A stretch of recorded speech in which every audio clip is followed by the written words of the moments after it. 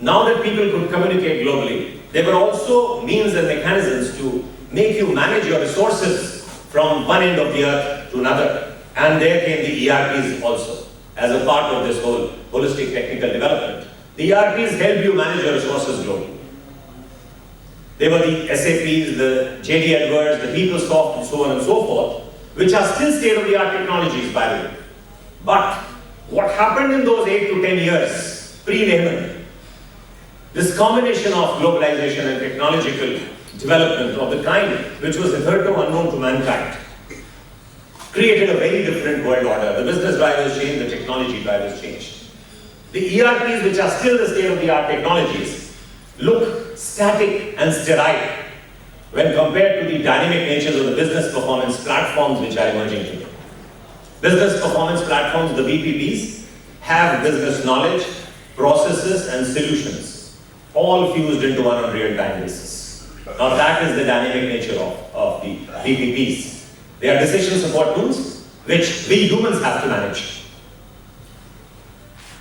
The business driver also changes because the global tool to communicate which we had in about 2000, and let's be very conscious that internet is just about 13, 14 years old. And we think that we've been using it for ages. We can't live without it today. But even internet changed in a format which was referred to again unknown to mankind. From the internet of those years of 2000, when it was a one-way communication tool, a global tool to communicate nevertheless, it changed to what you call the technologies which are Web 2.0, 3.0, 4.0 applications of today. And particularly in the year 2008, all of this had already happened.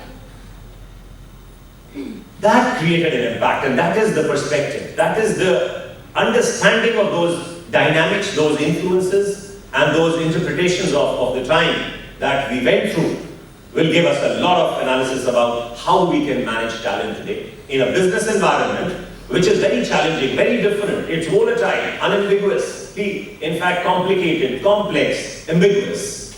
So what we have to manage today is not a state of equilibrium of business, but a dynamic state of equilibrium given these forces of change in the technological and the global world. Now that is the understanding which has to go into any kind of make-believe story about being able to manage business, or you get managed by business itself. Because the world today is a world of possibilities where the golden rule is that there are no golden rules. Now business schools have a great onerous responsibility on our shoulders that, we need to create people who will be business ready of an environment, of a kind of business scenario that was never known to us. Our management tools today, the panaceas of modern management for the last 50 years are not equipped literally to handle this situation. Because they are still believers of linear extrapolation. Linear extrapolation, mind you, died its death in 2008 with Lehman Brothers. Because Lehman Brothers, why it occurred is probably one of the reasons is that we did not realize that the world business driver has changed by 2008. And we did not adapt a great modify and change ourselves to suit that new change and requirement of the time. Lehman Brothers were people from McKinsey's, from PwC's, from the business schools, the London schools, Stanford, IIMs, so on and so forth, including maybe Jaipurias as well. The point was why we failed. Because what happened from 2000 to 2008 was so very different that we got lost. We became panicky. We lost our sanity in the commercial sense. We thought it's always going to be northwards. But the reality of the world was very different because continual change had now become the business driver. And what is continual change? Continual change is change taking place at every given point of time, not just over a period of time. Remember, friends, there was a time when billions of years ago, fire was discovered. And that was one technological breakthrough mankind actually had. Several billions of years ago, there was the discovery or invention of the beam, which was again a major breakthrough in the technological world of human history. It took another billions of years ago, and several billions of years in fact, before the steam engine was discovered. And then it took about 200 years for us to discover the computers, and it took just about a few years to get to internet, and from internet to Web 2.0, 4.0 applications, from ERPs to the BPPs in just about 8 years. Now that was the compression of time that was taking place, and that has a huge impact on the VUCA world of today, the volatile, uncertain, complex and ambiguous world today in business, which I call the world of possibilities. Because unknowns are more today. And theory of probability, as it used to work earlier, in the probable times, doesn't work with unknowns. You have a business scenario which is very different. Market turbulence has come to stay.